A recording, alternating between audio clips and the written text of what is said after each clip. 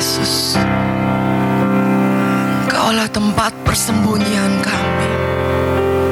Engkaulah Allah yang kami percaya. Tiada yang lain, Yesus. Kami mau punya iman percaya lebih lagi, Tuhan. Kami percaya bukan melihat. Terima kasih, Yesus. Kami bersyukur punya Engkau, Allah yang begitu luar biasa. Thank you, Lord. Biarlah kita mau katakan,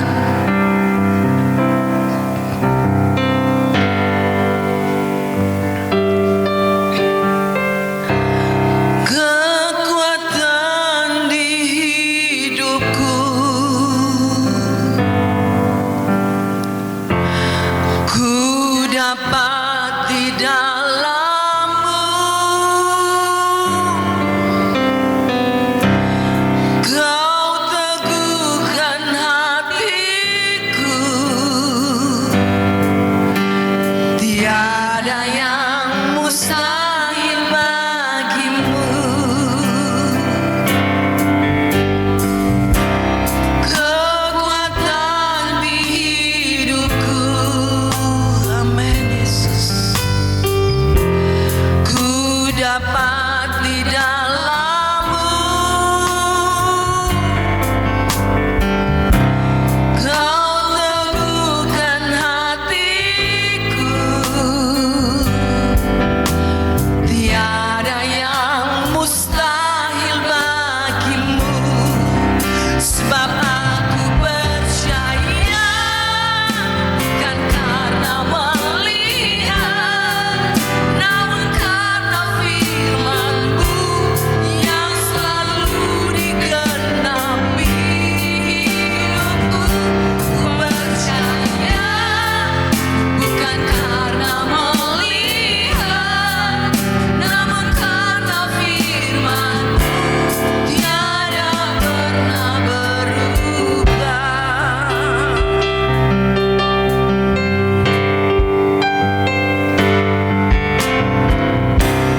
Kekuatan di hidupku, ku dapat di dalam-Mu. Kau teguhkan hatiku. Tiada yang mustahil bagimu. Sebab aku percaya, bukan karena melihat, namun karena firman-Mu yang selalu digenapi hidupku. Ku percaya, bukan karena melihat, namun karena firman-Mu tiada pernah berubah. Saya undang kita sama-sama bangkit berdiri. Percaya, bukan karena melihat, namun karena firman-Mu yang selalu digenapi hidupku. Ku percaya, bukan karena melihat, namun karena firman-Mu tiada pernah berubah. Namun karena firman-Mu tiada pernah berubah. Namun karena firman-Mu tiada pernah berubah.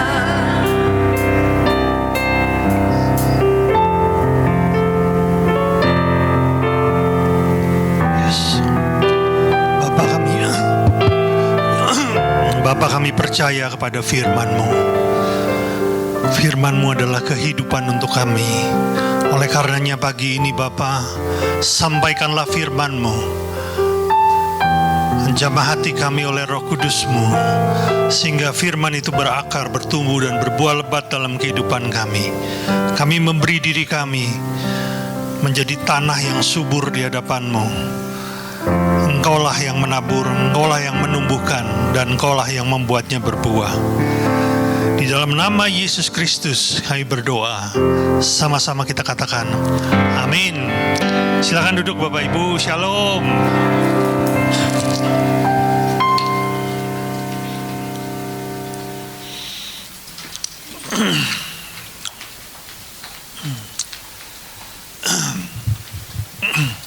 Sekali lagi selamat pagi Bapak Ibu yang kasih Tuhan. Saya ingin mengumumkan bahwa kelas PA hari Kamis ini diliburkan, namun doa malam masih tetap ada ya. Jadi kelas PA Kamis ini libur. Haleluya. Hari-hari ini banyak mata gereja banyak tertuju kepada apa yang sedang terjadi di Timur Tengah, khususnya di Israel ya. Bahkan beberapa hamba Tuhan yang memimpin gereja-gereja besar secara khusus membagikan tentang eskatologi atau mempersiapkan jemaatnya untuk hari-hari terakhir. Haleluya ya. Saya percaya jemaat GB Hope akan mempersiapkan diri. Karena katanya sebelum Antikris muncul harus terjadi dulu konflik besar di Timur Tengah, khususnya di Israel ya. Dan sekarang kita tahu bahwa situasi lebih panas daripada sebelumnya. Iran sudah kirim rudal ya, asal Indonesia nggak ikut-ikut kirim rudal, saudara. Bisa ditampilkan itu fotonya?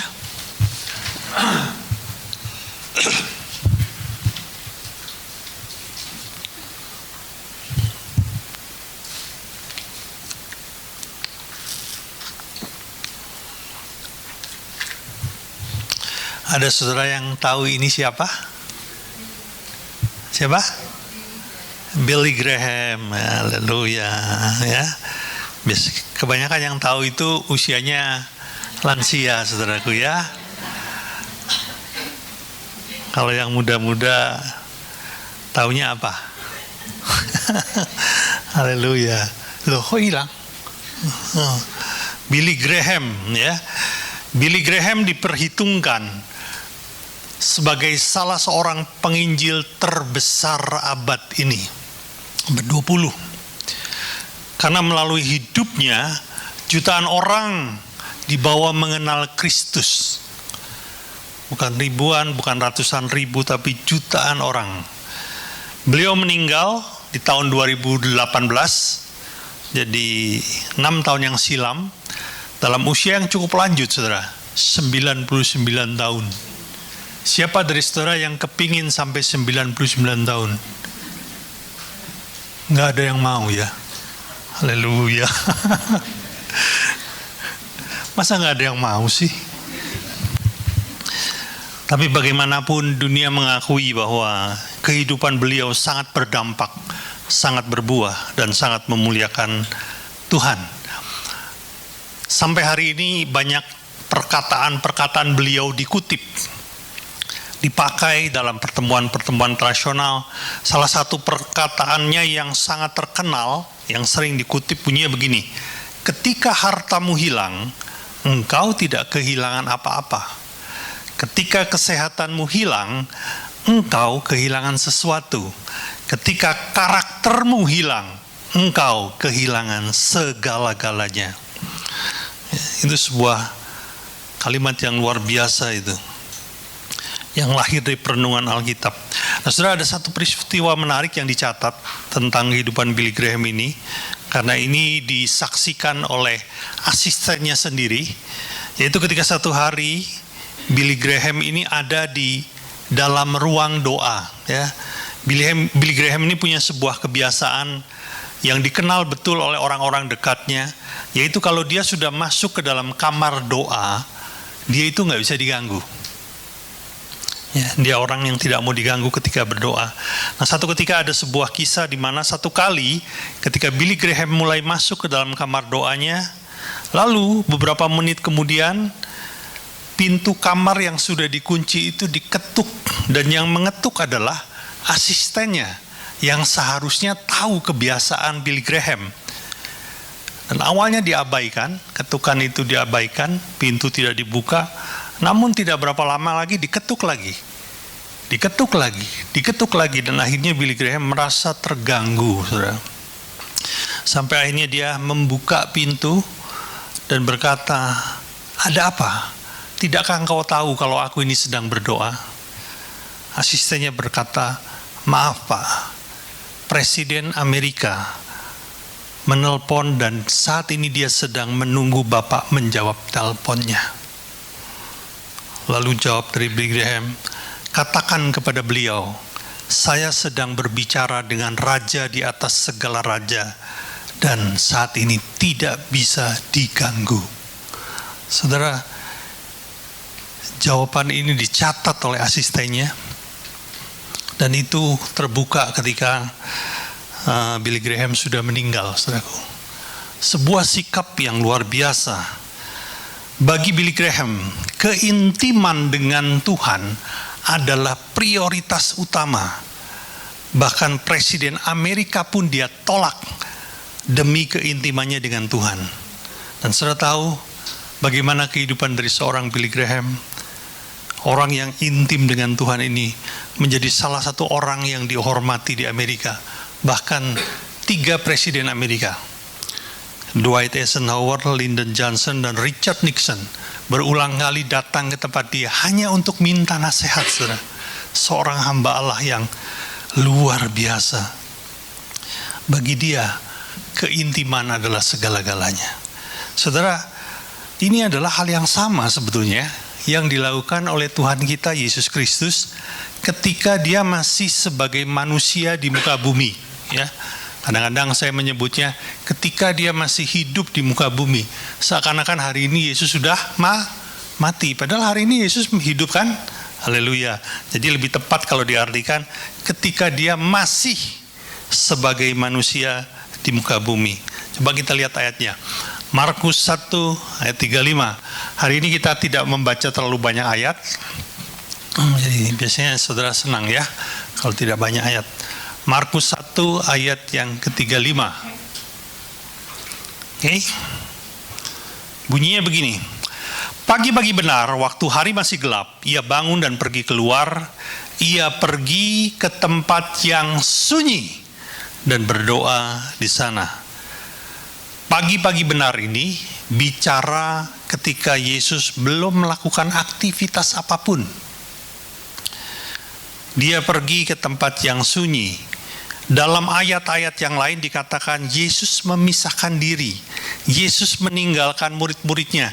Seakan-akan Yesus itu mau berkata kepada murid-muridnya, "Kali ini saya mau berdua dengan Bapakku di surga. Jangan diganggu ya." Gitu.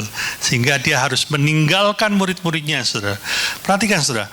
Bagi Yesus, keintiman dengan Bapaknya jauh lebih penting dan lebih utama dari segala pelayanan yang akan dilakukan.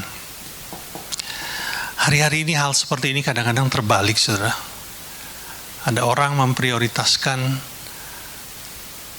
pelayanan jauh lebih penting daripada keintiman dengan Tuhan. Yesus bisa menempatkan dirinya dengan tepat di dalam kehendak Sang Bapa. Dia berkata, "Makananku ialah melakukan kehendak Dia yang mengutus aku dan menyelesaikan pekerjaannya." Kenapa? Karena dia tahu persis apa kehendak Bapaknya. Dari mana dia tahu persis? Karena dia punya keintiman yang sempurna. Kalau hari ini ada orang bertanya kepadamu, apa kehendak Bapa di surga terhadap hidupmu? Ya, mungkin kita masih bingung di titik itu. Saudara, sesungguhnya topik tentang keintiman ini sudah berulang kali dikhotbahkan, tapi kali ini kita mau memandang dari sudut pandang yang berbeda. Dan saya percaya ini akan memberkati Bapak Ibu sekalian. Tahukah saudara bahwa keintiman itu akan melahirkan sesuatu? Ya, keintiman itu bukan hanya membawa kita melekat, ya. Seorang hamba Tuhan berkata demikian. Tolong dibedakan antara dekat dengan Tuhan dan melekat dengan Tuhan. Itu dua hal yang berbeda. Dia bilang begini, seekor ikan akan tetap hidup dan sehat ketika dia ada di dalam air. Tapi ketika dia di dekat air, seberapa dekat pun dia tetap akan mati. Nah, Yesus menggambarkan, salah satu gambaran yang dia berikan kepada murid-muridnya tentang keintiman adalah tentang ranting yang melekat pada pokok anggur, saudaraku. Mari coba ulangi sama-sama, ranting yang melekat pada pokok anggur. Kita lihat ayatnya ya, Yohanes 15 ayat yang kelima. Bunyinya demikian, akulah pokok anggur, dan kamulah ranting-rantingnya. Barang siapa tinggal di dalam aku, dan aku di dalam dia, ia berbuat banyak. Sebab di luar aku, kamu tidak dapat berbuat apa-apa. Saudara, Yesus mengatakan bahwa Anda dan saya adalah ranting, dan dia adalah pokok anggur. Ketika kita melekat, kita akan berbuah banyak, saudaraku. Hal pertama yang akan lahir dari keintiman kita dengan Tuhan adalah berbuah. Ini adalah sebuah kepastian, sebuah keniscayaan. Jadi begini, tidak mungkin atau mustahil engkau tidak berbuah bila engkau punya hubungan intim dengan Tuhan. Itu sebuah kepastian. Ya, jadi enggak bisa enggak lah katakan begitu. Kebetulan di samping gereja kita ini ada kebun anggur. Sudah tahu ada kebun anggur? Enggak tahu. Atau saya enggak pernah lihat anggur, Pak. Jadi saya enggak tahu kalau itu anggur. Ada kebun anggur, saudara. Ini coba nanti kalau selesai ya, ditutup plastik itu ada kebun anggur di sana. Bahkan ada beberapa jenis anggur. Ada yang suka buah anggur? Yang suka angkat tangan? Nah, saya kasih tahu ya, jangan ambil yang di sebelah. Ya, loh, saya serius, jangan ambil. Karena itu bukan punya saya, bukan pula punya gereja. Kalau Anda suka, beli aja, ya. Kalau enggak punya uang, minta saya kasih. Saya belikan nanti, ya. Kalau ada yang minta dibelikan nanti setelah ibadah ini, datangi saya ya.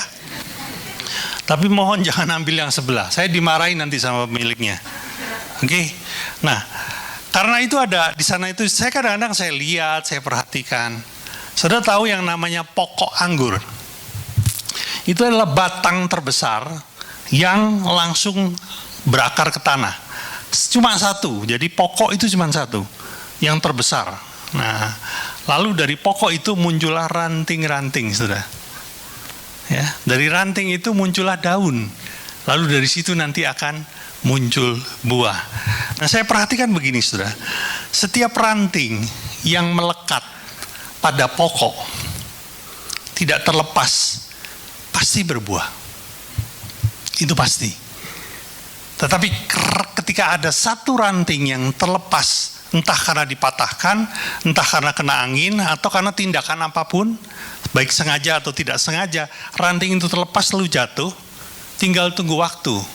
Ranting itu mati dan kering dan mati, saudaraku. Tidak bisa berbuah. Artinya begini, ketika ranting itu tetap menempel pada pokok anggur, pasti berbuah. Itu sebuah kepastian. Enggak bisa enggak, saudaraku. Demikian pula dengan kita. Ketika kita melekat kepada Tuhan, intim dengan Tuhan, adalah sebuah kepastian.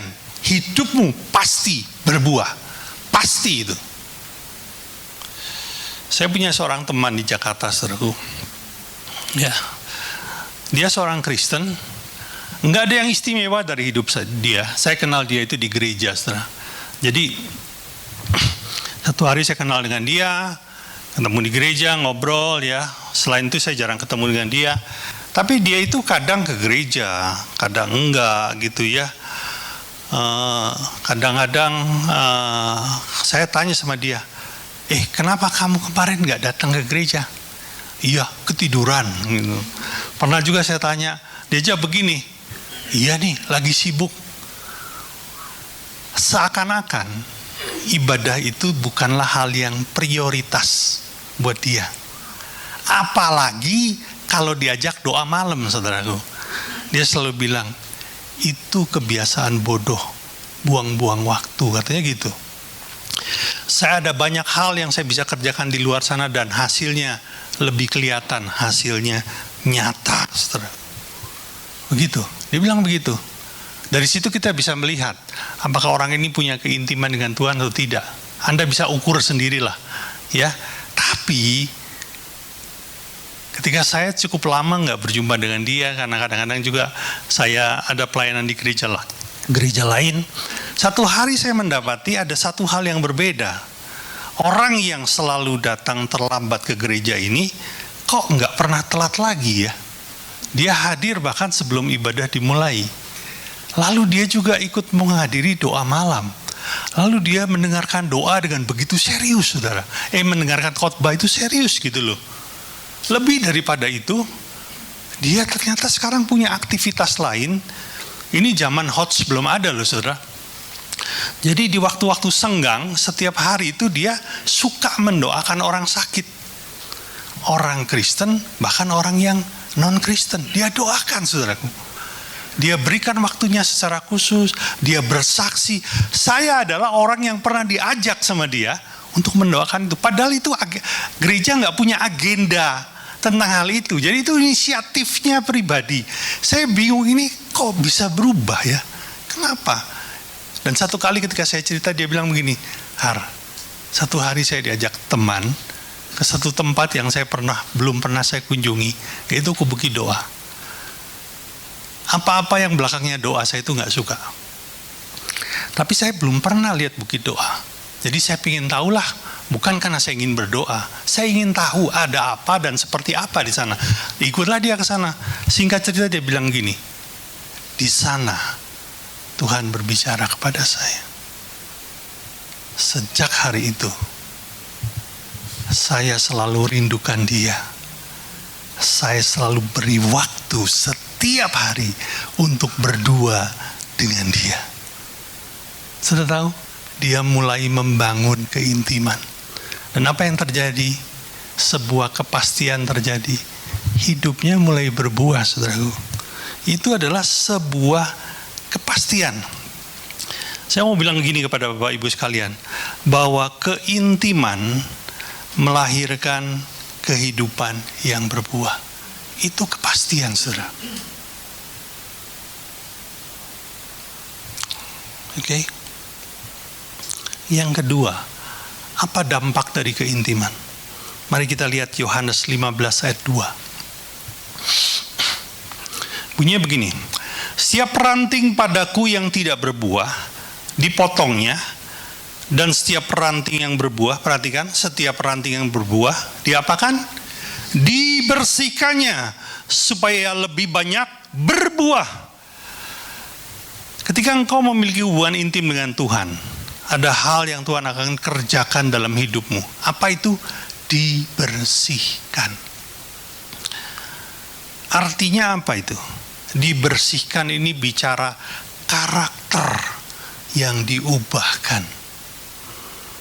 Seorang hamba Tuhan berkata begini, bila engkau punya hubungan intim dengan Roh Allah, maka buah roh akan lahir dari hidupmu. Ya, apa itu buah roh? Kita nggak perlu baca. Buah roh adalah diantaranya kesabaran, kemurahan, kebaikan, kelemah lembutan, pengendalian diri, kesetiaan, dan lain-lain.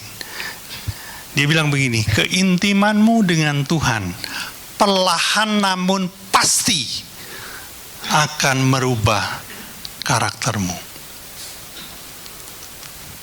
Dampak dari keintiman yang kedua adalah apa, saudaraku? Karakter yang diubahkan. Saudara, ini sebuah contoh yang buruk, tapi tolong diambil sisi positifnya ya, karena ini memberikan sebuah gambaran kepada kita. Saya ini punya teman, maaf saya nggak berani ngomong nama ya, karena ini contoh yang kurang bagus. Maaf nih ya, orangnya pelit banget. Pelitnya itu setengah mati, saudaraku. Ya, kalau diajak makan, saudara, diajak makan rame-rame, giliran mau bayar, dia pasti ke WC. Iya. Padahal waiter sudah datang bawakan bon. Pinter dia, saudaraku. dia nggak ada di meja, dia ada di WC. Ya kan kalau ditungguin gitu kan mau nggak mau dibayar dong ya. Sampai satu hari itu ada yang kesel. Begitu kita makan rame-rame, kan dia ke WC saudara ya. Terus ada satu orang bilang begini, ayo kita keluar. keluar. Sebelum keluar yang terakhir mendatangi kasir dan bilang, Pak yang bayar lagi di WC. Kali itu aja dia mau nggak mau harus bayar. Karena kalau nggak bayar dia nggak bisa keluar dari restoran. Ya, begitu pelit saudaraku. Segala sesuatu itu diukur dengan uang. Sudah tahu maksudnya? Diukur dengan uang. Bahkan nih, kalau dia mau memberi seseorang, dia tuh harus pikirin dulu. Ini orang kira-kira bisa balas kebaikan saya nggak ya? Kalau nggak bisa, nggak usah dikasih lah. Kalaupun dikasih sedikit aja. Tapi kalau dia berpikir ini orang satu hari nanti bisa membalas kebaikan saya, oh dia beri itu, dia beri dengan murah hati. Saudara. Ini sebenarnya nggak murah hati itu saudaraku ya. Itu modus, ada motivasi yang salah. Ini kan banyak anak muda. Anda mau nggak punya pacar kayak gitu? Ya. Yuk nanti malam kita makan berdua yuk ya. Dia laki-laki saudaraku, makan berdua. Kalau Anda diajak makan berdua suka nggak sama pacarmu? Waduh, pacarku ini baik bener ya. Terus giliran yuk cari tempat yang romantis di mana lah ya. Yang kira-kira restoran itu isinya cuma Anda berdua, itu rasanya nggak enak kali ya. Nah kesitulah Anda pernah makan ngobrol enak, giliran terakhir, Mas, bonnya Mas. Waktu bonnya dikasih sambil senyum-senyum, tolong dong bayarin dulu. Kira-kira Anda diajak lagi mau nggak? Azubillah gitu ya. Sampai cari pacar pun juga susah loh kalau Anda seperti itu. Tapi satu hari saya dapati dia berubah. Loh ini beneran berubah. Dari orang yang sedemikian pelit menjadi orang yang murah hati saudaraku. Bahkan kepada orang yang tidak bisa membalas kebaikannya, dia begitu murah hati. Satu kali dia bilang begini, Har, apakah ada orang yang kamu layani sekarang dalam kondisi membutuhkan? Kalau ada, saya mau menyumbang. Tapi tolong satu hal, jangan bilang itu dari saya. Oh, luar biasa saudara, bisa seperti itu.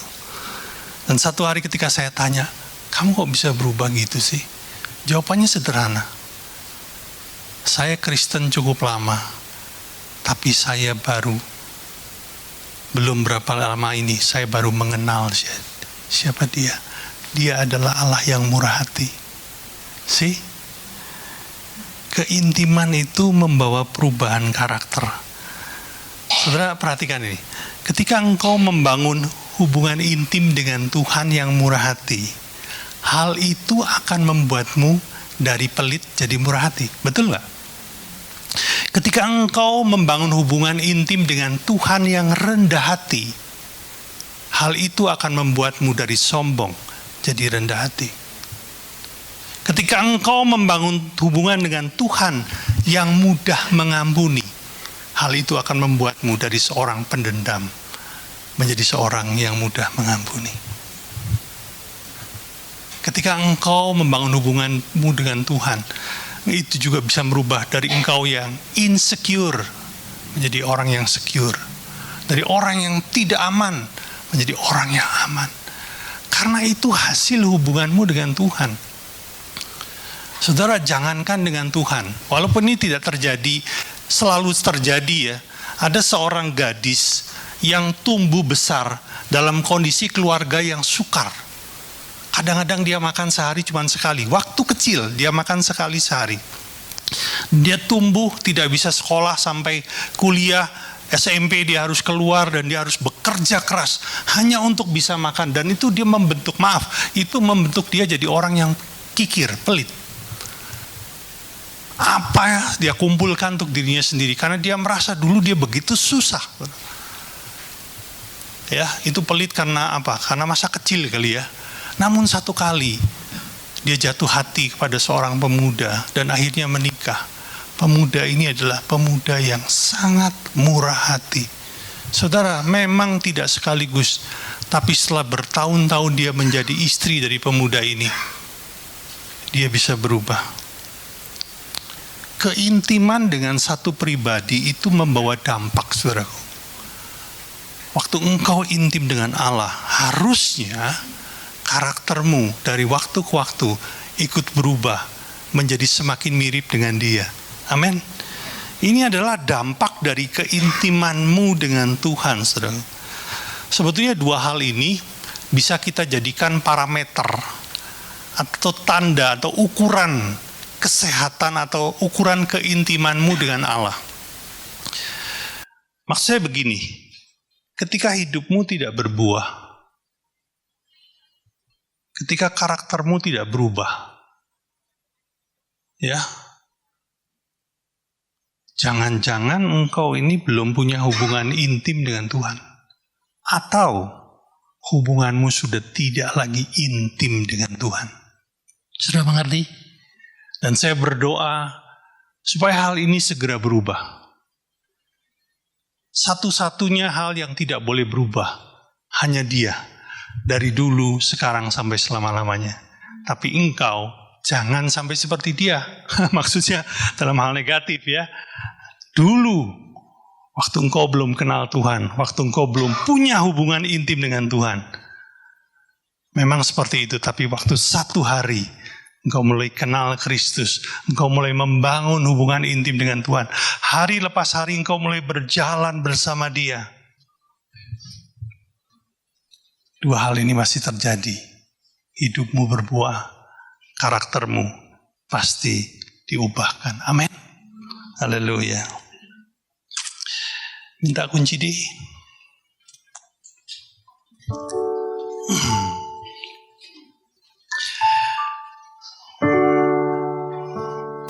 Satu hal yang ku rindu,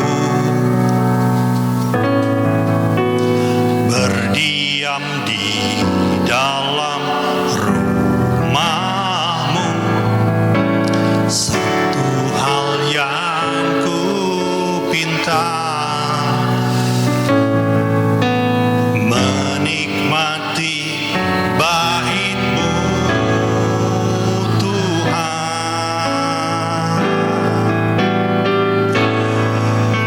Lebih baik satu hari di belakang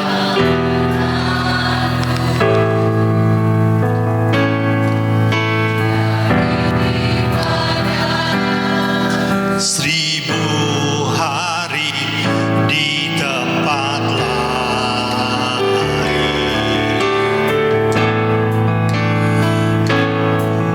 memuji-Mu, menyembah-Mu. Kau Allah yang hidup dan menikmati semua. Mari kita bangkit berdiri. Kita nyanyikan lagu ini dari awal. Satu hal yang ku rindu. Satu hal yang ku rindu, berdiam di dalam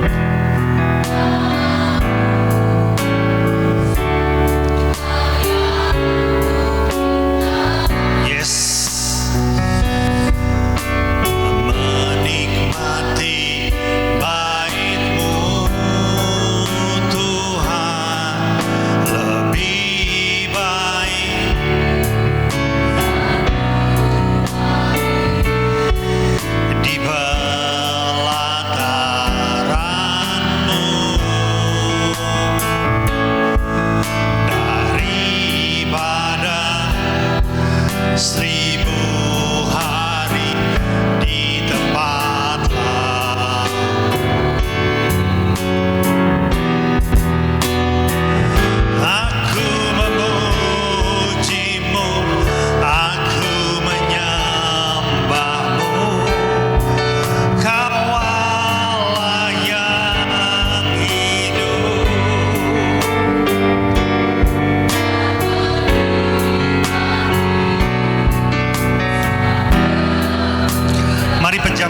antara kita.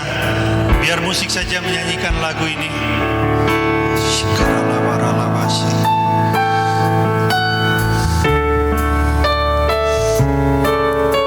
Mari kita melihat ke dalam diri kita.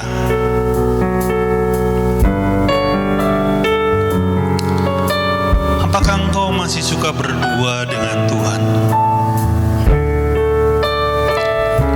Apakah keberduaanmu dengan Tuhan adalah hal yang paling kau rindukan dalam kehidupan ini?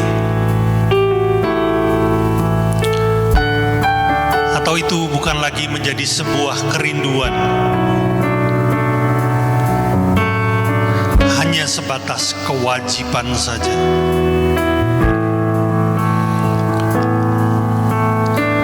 Engkau tidak lagi mendengar Tuhan berbisik ke dalam hatimu.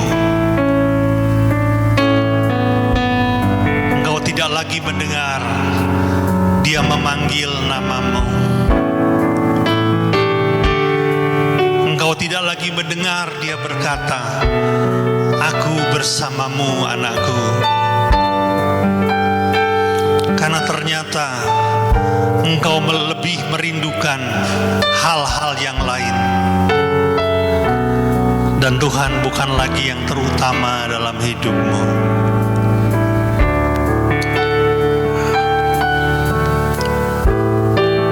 Pagi ini, kalau engkau memang mau memperbaharui hubunganmu dengan Tuhan, mari letakkan tanganmu di dada. Hanya bilang kau mau saja, tidak perlu terpaksa. Karena kehendak bebas diberikan kepadamu, dan Tuhan bisa melihat jauh ke dalam hatimu.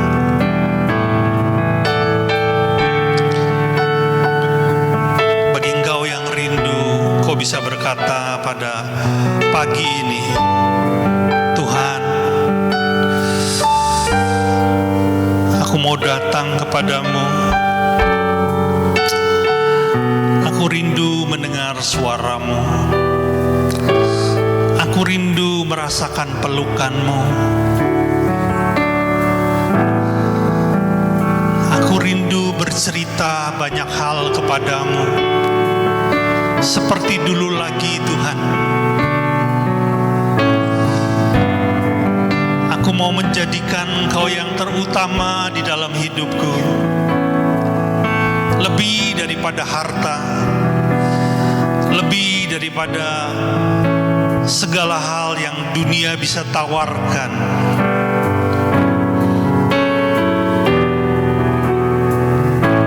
Karena sesungguhnya Engkaulah yang paling berharga atas semuanya. Yes, Lord. Tuhan Yesus, Engkau melihat kerinduan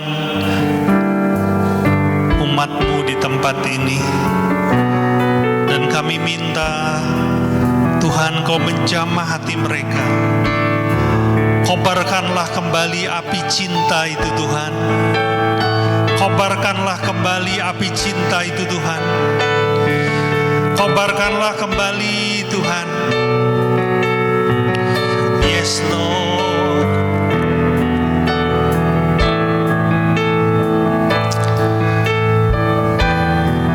Yes.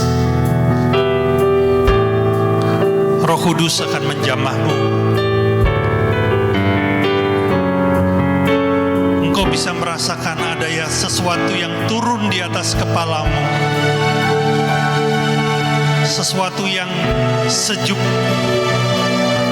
sesuatu yang memberikan kelegaan. Kasih itu turun, mengalir dari atas ke bawah. Yes, dipulihkanlah, dipulihkanlah, dipulihkanlah, dipulihkanlah. Tuhan berkata, "Aku ini mencintaimu. Aku menanti-nanti Engkau datang kepadaku. seperti seorang ayah menunggu di depan pintu, menunggu anaknya pulang. Dan ketika dia melihat anaknya pulang, dia berlari menyambut anaknya, memeluknya, dan memberkati anaknya itu. Shikedebenana warlabashe.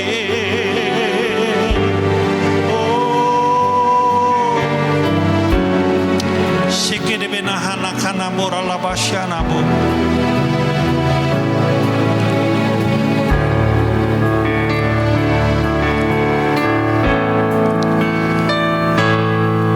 Lebih baik satu hari bersamamu Tuhan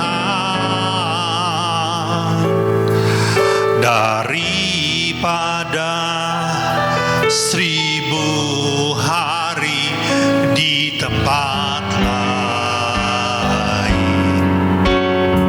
Yes Lord, memujimu, menyembahmu, Kau Allah yang hidup,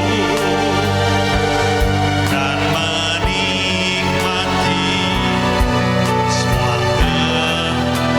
Sekali lagi katakan lebih baik.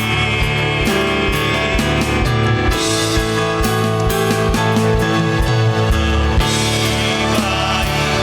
satu hari di pelataran seribu.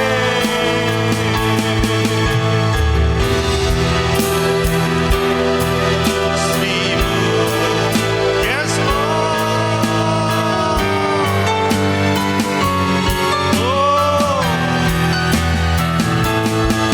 Oh, pujimu, menyembahmu, Kau Allah yang hidup,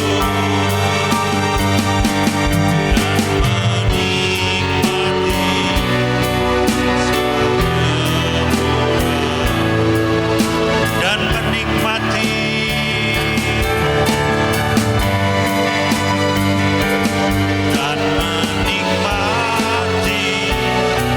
semua kemurahan.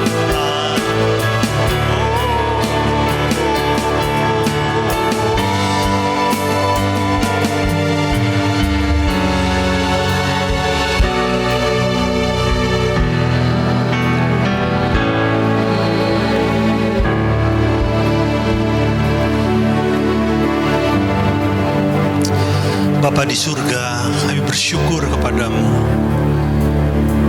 karena Engkau adalah Allah yang selalu membuka tangan, selalu mau menerima siapapun yang mau datang kepadamu. Terima kasih Tuhan. Kami mau membangun hubungan yang intim denganmu, karena Engkau adalah sasaran dari kehidupan kami. Haleluya Lord. Haleluya. Mari tuntun kehidupan kami pribadi lepas pribadi, dan dari hari ke hari kami makin intim berjalan bersamamu Tuhan. Terima kasih Bapa. Segala pujian, hormat dan kemuliaan di dalam nama Yesus Kristus. Sama-sama kita katakan amin. Silakan duduk Bapak Ibu. Pagi ini kita akan menerima perjamuan kudus. Haleluya.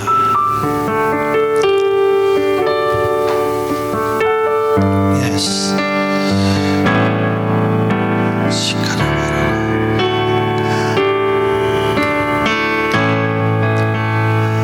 Sebab tiada yang sepertimu, sebab tiada yang sepertimu, hanya Kau Yesus.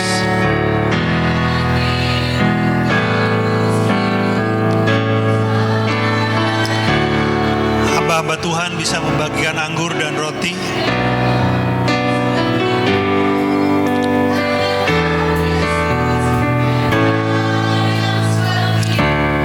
Yesus Tuhan.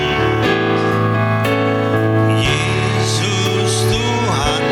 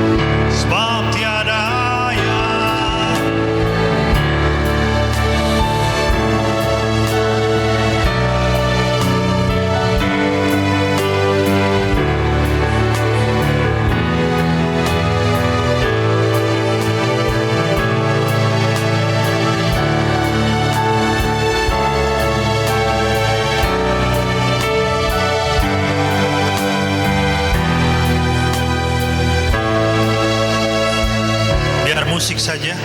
Mari kita bangkit berdiri.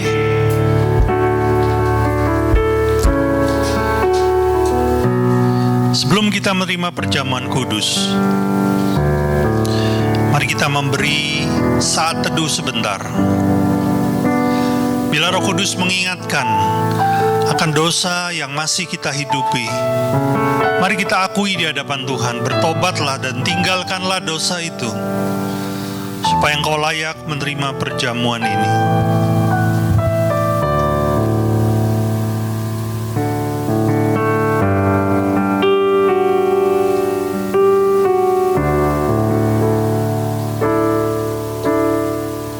Yes.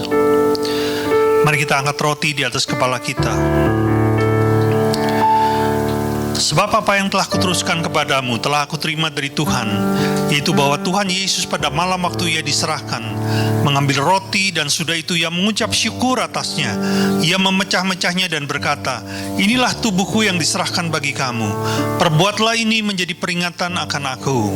Jemaat yang dikasihi Tuhan, bukankah roti yang kita pecah-pecahkan ini adalah persekutuan kita dengan tubuh Kristus? Mari kita makan di dalam namanya.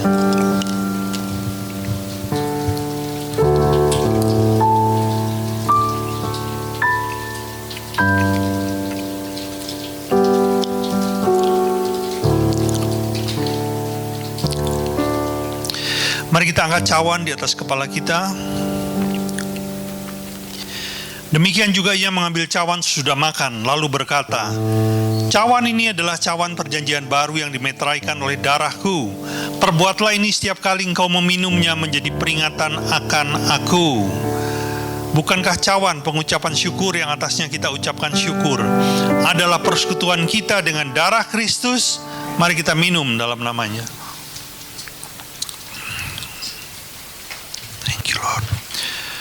Sebab tiada yang sepertimu, sebab tiada yang sepertimu.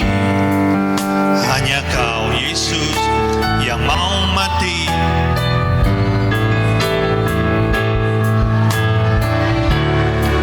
Sepertimu, sebab tiada yang sepertimu.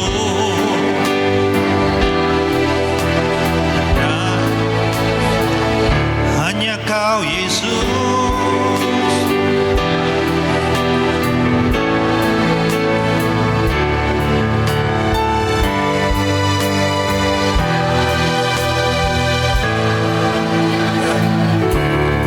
Bapa, kami mengucap syukur untuk firman-Mu, untuk perjamuan kudus, pengorbanan-Mu di atas kayu salib.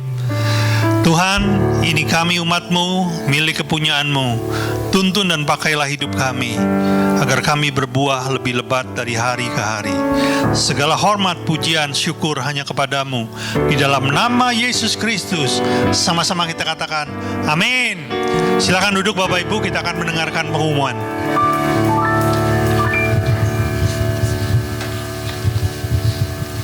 Selamat pagi Bapak Ibu, Shalom. Saya akan membacakan pengumuman.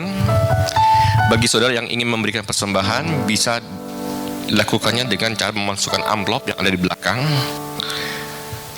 Setelah ibadah ini selesai, ibadah online dapat diakses dan linknya akan diumumkan di grup WA gereja. Untuk membangun keintiman dengan Tuhan, gereja mengajak jemaat untuk menyembah Tuhan di rumah masing-masing setiap jam 8 malam.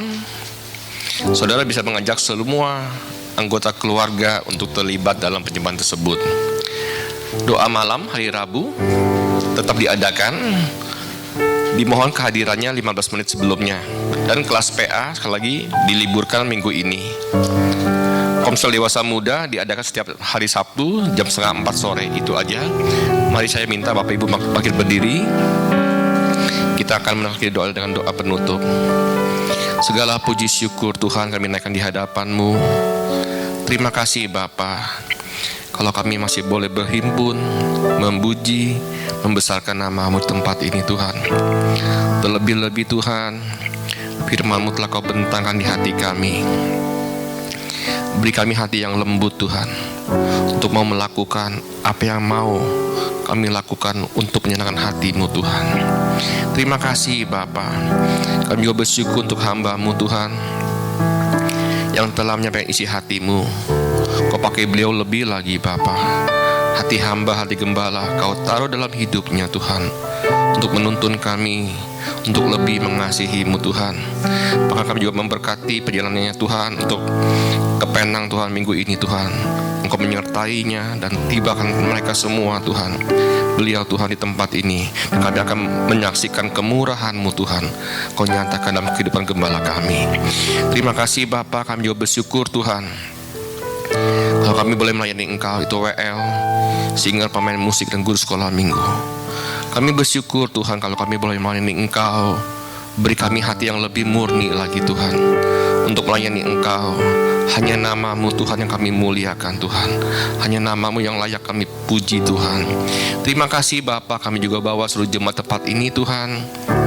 Kau memberkati pekerjaan mereka, studi mereka, apapun yang mereka kerjakan, jadi mereka berhasil Tuhan, dan nama Tuhan ditinggikan. Kami juga bawa Tuhan persembahan kami ke dalam tangan-Mu. Pakailah untuk memperluas kerajaan-Mu di bumi ini. Tidak lupa kami juga bawa Tuhan bangsa ini ke dalam tangan-Mu. Kami minta hujan pertobatan, hujan keselamatan bagi bangsa kami. Biar Tuhan juga memberkati pemimpin kami. Untuk bulan ini Tuhan ada pergantian presiden Bapa. Kami minta Kau campur tangan Tuhan, keamanan segala aspek Tuhan. Kami serahkan bangsa ini ke dalam tangan-Mu. Terima kasih Bapa. Sebelum kami pulang Tuhan, kami rindu Kau memberkati kami. Mari kita angkat tangan kita. Diberkatilah engkau berlimpah-limpah dengan segala yang terbaik dari Allah Bapa, kasih-Nya yang sempurna di dalam Yesus Kristus, serta kekuatan, pertolongan, penghiburan dari Roh Kudus, memampukan engkau untuk menghidupi segenap kehendak Allah. Kita yang sudah menerima semuanya itu, sama-sama kita katakan, Amin. Selamat siang, Tuhan memberkati.